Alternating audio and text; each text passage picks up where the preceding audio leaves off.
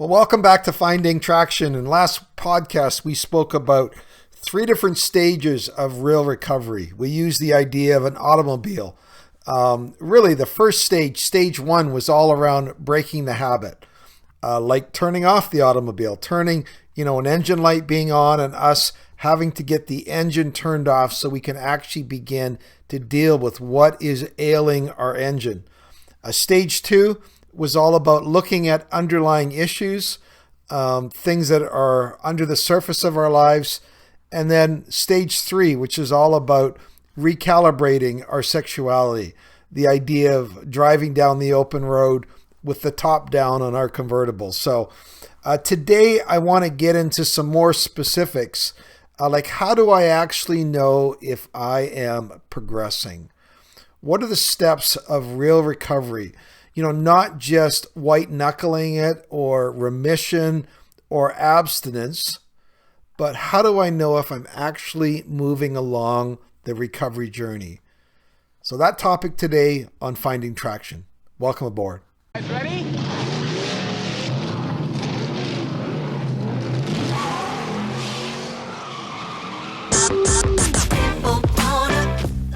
When it comes to porn, are you stuck, spinning out, or slipping backwards in your life? If so, then welcome to the Finding Traction podcast, a show dedicated to those who are looking to gain recovery momentum away from porn and toward the life and relationships they have always hoped for. Now, here's your host, Vern Tomke.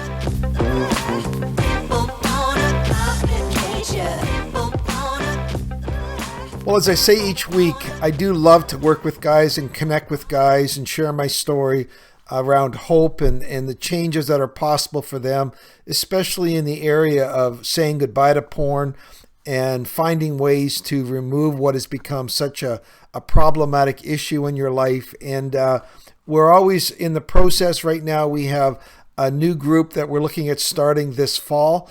And again, sometimes it just might be as simple as you saying, hey, I'd like to connect with that Vern guy, tell a little bit more about my story, and we can connect on a Zoom call. Or just you can email me and I can find out a little bit more about what your needs are. So if you want to find out more about how we can help you, basically send me an email, bandofbrothers.care@gmail.com. And there's lots of different ways that I think I can provide some help, whether it's getting you into a group, whether it's getting, pointing you to some good material. I'm in the process of reworking a whole video course that I've done, or whether it's some individual coaching. So any of those are options, or just having someone to maybe for the first time, having a listening ear to say, hey, this is what's going on in my life. Do you have some ideas, about where I can turn or what I can do? So again, I'm not going to upsell you on anything. I can just, if I can be of help, great. If I can point you in another direction, that's great as well. All right, so let's get back to these three stages. And I want to add a little more specificity around each of these stages because I think it could be helpful, especially you go, am I actually tracking or progressing through these, or am I just stuck at one stage? And along a different idea, you may or may not have ever heard of something that's called the angle scale. It's often used in religious or church circles, and it describes from how people go through a process of, maybe becoming interested in spiritual things. So it goes, through a whole set of steps.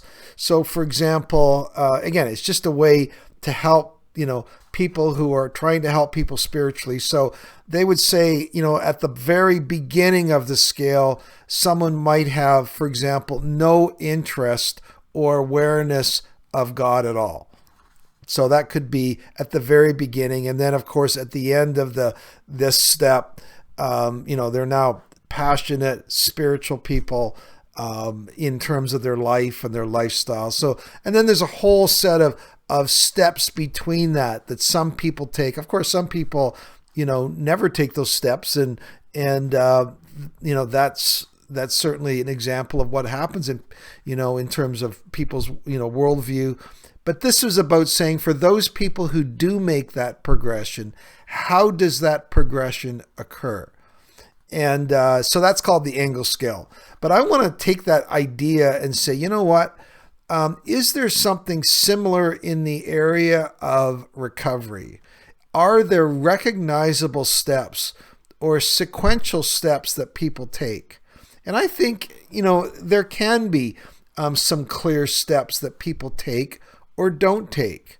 Now, again, these steps are not perfectly followed by everybody. You could skip steps, or you might come at this from a different thing. But I think as I talk to guy after guy and work with all sorts of people, there are some common steps that you see. And as I ask questions, oftentimes in those initial phone calls or Zoom calls or email exchanges, I will ask them about some of the steps they've taken. And oftentimes I will hear some very common, recognizable steps.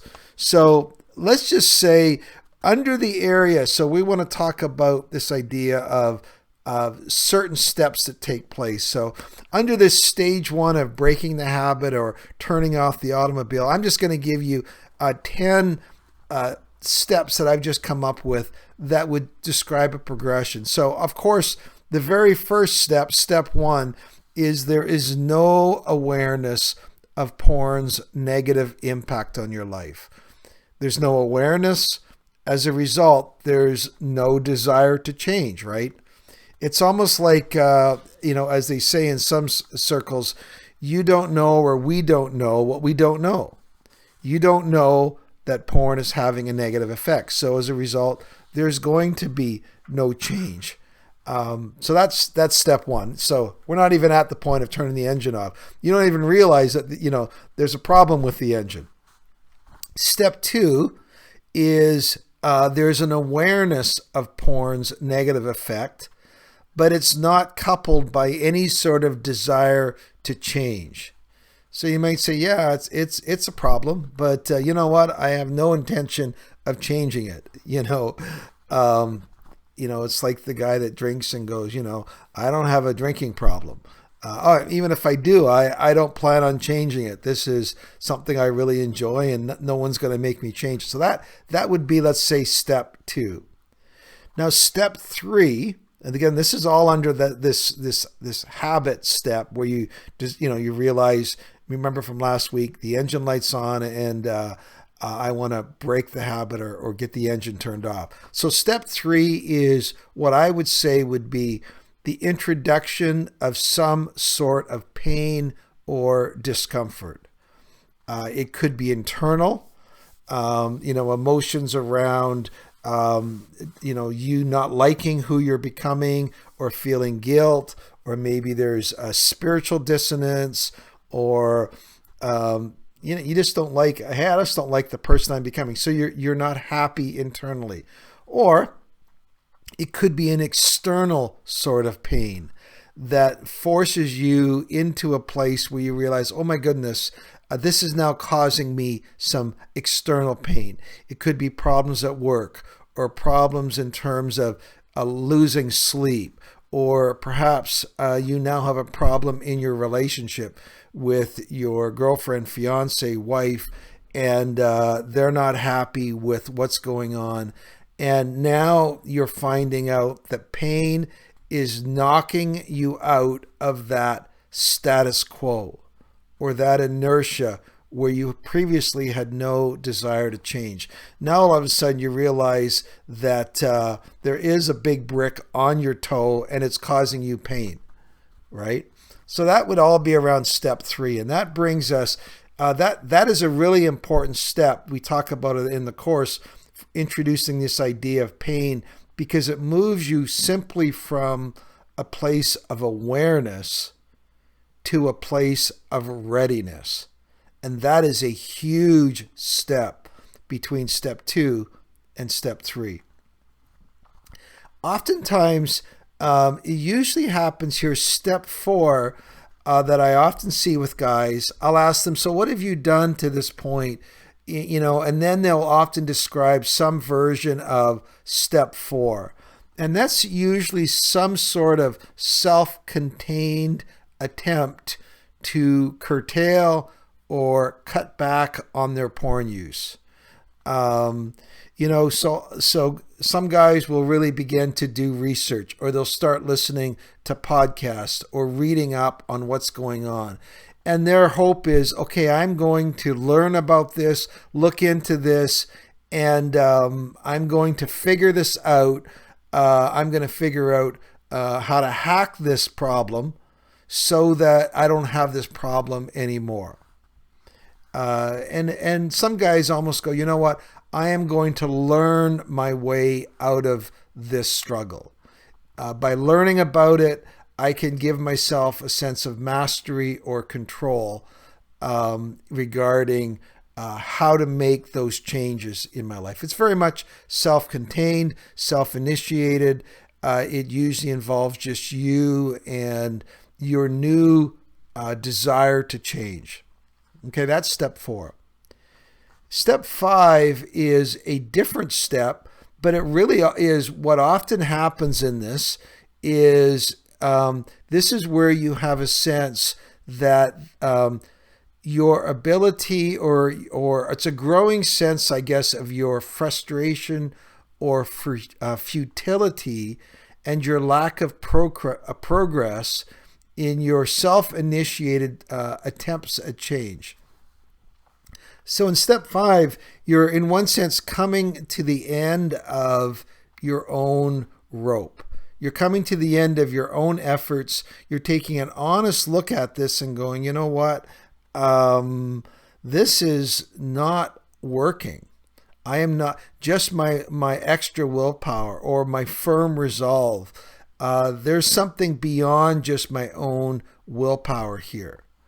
That could, that's an example of step 5. Now, some of you might be thinking, oh, I know a little bit about the 12 steps, and you've just described from steps 1 to step 5, really only, step 1 of the 12 steps, right? This idea of step 1 in the 12-step program is we realized that we were powerless and our lives had become unmanageable. So in one step, you could almost create all of these as pre-steps for step 1, or all of it are part of creating step 1 in the 12-step process. So that is step 5, where you come in one sense to the end of your own efforts, or you get to the point where you realize, okay, everything I've done so far is not getting me there. It's not working. And that leads to step 6, which is a huge step. This is a massive step for people. And this is where, and you might not have got here, or you might have listened to my invitation to reach out every week and you've not got here. But step 6 is where you reach out to an external source of support. It could be another individual. It could be a friend. It could be a counselor. It could be a religious leader, perhaps a youth pastor. It could be a porn support group, online group, a therapist, whatever that is. You are now, for the first time, reaching out beyond yourself and beyond your own resources. Now, the reason this step is huge, and let me just say, all of those earlier steps are important because you have to, in one sense, get to the end of your own efforts before you're willing to take step 6. And so step 6 is, for the very first time, you're reaching out and saying, you know what, I'm really struggling here. This is not working. I have a problem. Can you help me? That's step 6. Now, step 7 is really just a furtherance of that, but this is where you begin to learn to take the steps of honesty with that safe individual or group. And you learn, and just to be in that reaching out, you had to practice the idea of humility as well, right? So you are now learning in step 7, maybe for the very first times, to talk honestly about your failures, your setbacks. You are now aware that shame, you're combating shame by telling other people that things are not as the way they should be or the way you want them to be. And as you do that, as you get into step 7, you are going to start becoming aware of all sorts of denial mechanisms that you've used to support your acting out behaviors, whether that's rationalizing, minimizing, blame shifting. And in step 7, you begin to strip away all of those sorts of defense mechanisms that you've employed to shield yourself from real change. So that would be step 7. All right, step 8, I got a few more here and then we're going to be done, this idea of turning the engine up. I'm just going to put step 8. I think we just get practical in step 8. We begin to understand our environmental triggers, the things that are external to us that lead us into problems. We begin to understand where edging comes in. We begin to understand where the weak links in our lives are. And for the very first time, we begin to look at our environment as to why those autopilot habitual behaviors trip us up again and again. So I'm going to you could have put step 8 and 9 together, but step 9 is really important. It's where we begin to reconfigure our environment for success. We begin to change the things around us to fit with our new desires and, in one sense, to mitigate, to lessen our need for willpower. I think this is a crucial step, and I see some people getting to this and then unwilling perhaps to do this step.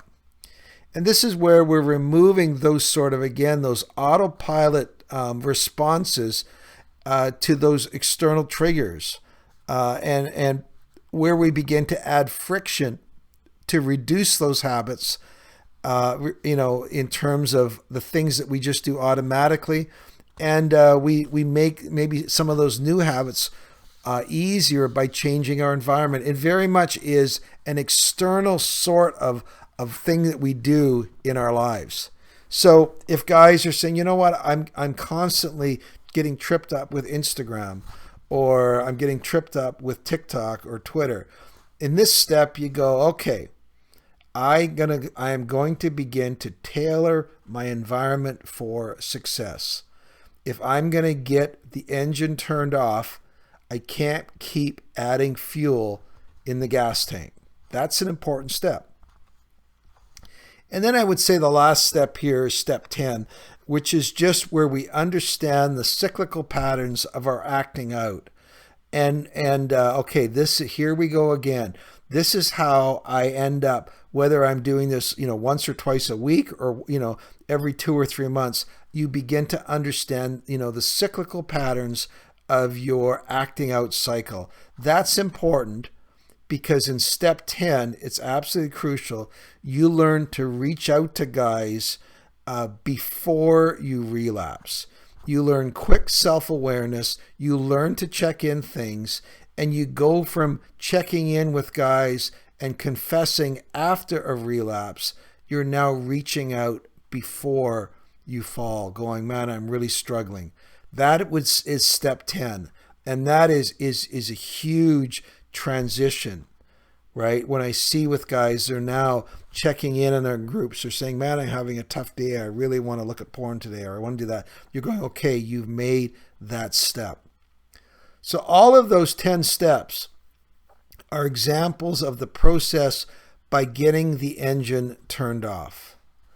And I would say the result of those 10 steps, the result of turning off that engine, is really the clearing up of the brain fog. It's the reducing of that sexual engine, and now we can get some clarity where we now can begin to deal with stage 2, which is where, okay, what is the problem that I'm attempting to solve with porn?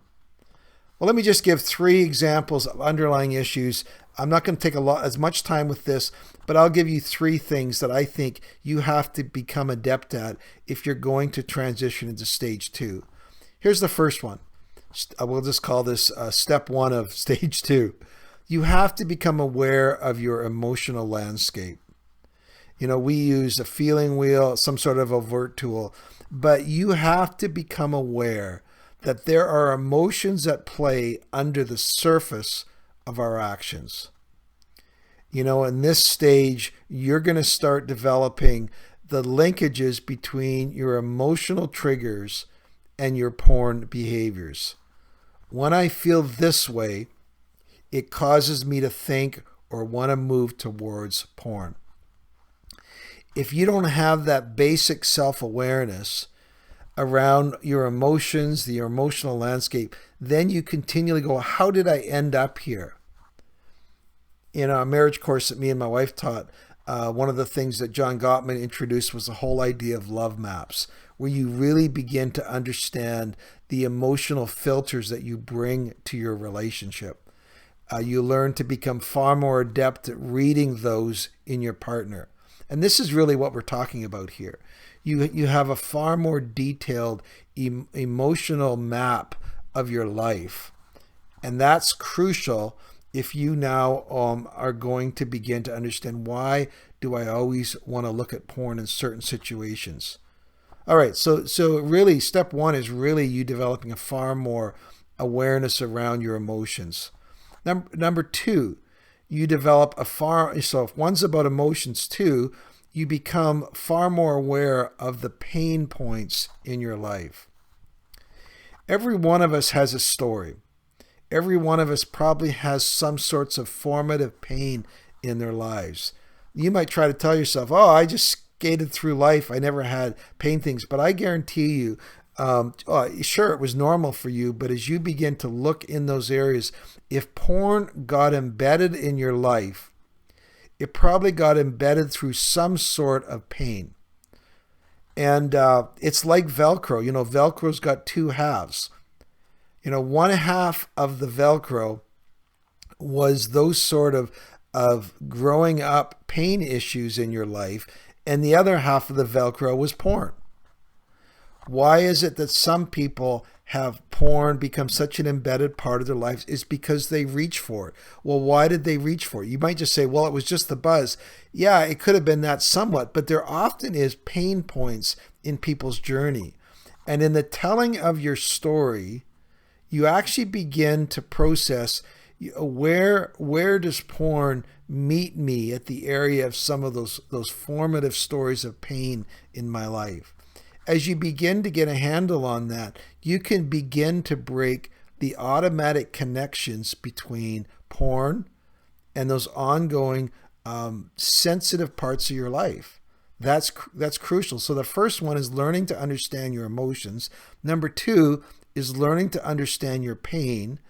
And number 3 is around learning to understand your core needs, your primary needs in life. And, this whole idea of how am I wired? What are those formative needs that I have? How can I meet those in healthy ways versus unhealthy ways? Now, I'm going to do an entire podcast on meeting core needs, so we'll get to that in more detail. But in this one, you're dealing with your emotions, you're dealing with your pain, and you're dealing with your core needs. All right, stage 3, this is where we get the car back from the shop. We get out on the open road. We take the top down. We actually begin to drive and enjoy the experience of driving again. Let me just give you 2 or 3 areas that I think it includes in this areas. Number 1 is one of the parts of learning, to do life in a healthy way is learning to relate to women in a healthy way.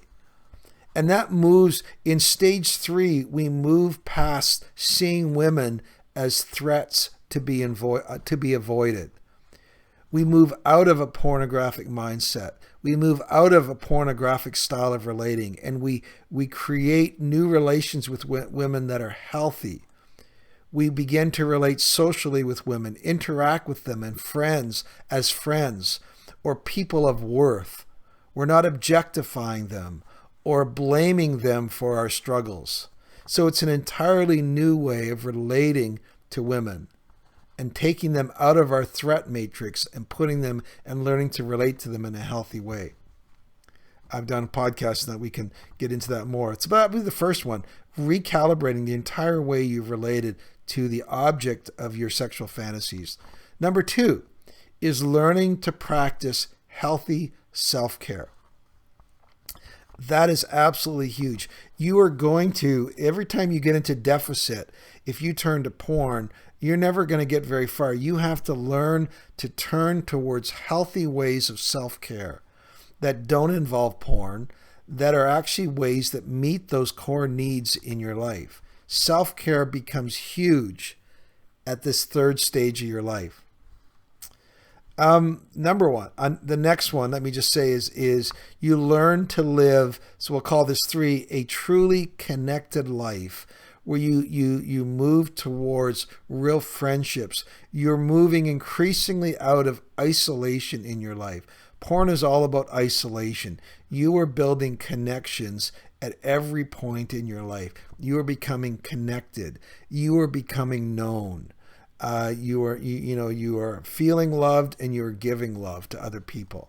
That is another part of that stage. And the last one, this is for me kind of the culmination, all of it, is when you learn to share your journey and your story with other people. You become a source of hope and healing for others. For me, that is the cap on this whole thing. That's the 12th step of the 12-step programs, where you actually begin to share your own journey. You're not bottled up in shame anymore. You're actually willing to say, how can my story be a source of hope for other people? I'm moving out of, very much when I'm worried about what people are thinking about me, that's a selfish mindset. But I'm moving into a selfless mindset. We're going, how can I reach out to other people? Well, all of that is around this phrase that I use all the time in the beginning of the podcast, moving away from porn towards the life and relationships we've always wanted. So hopefully that gives a little more clarity of some of those stages. Once again, I'd love to hear from you. My email is bandofbrothers.care@gmail.com. And here's towards, again, driving on the open road in your new vehicle with the top down. We'll see you next time.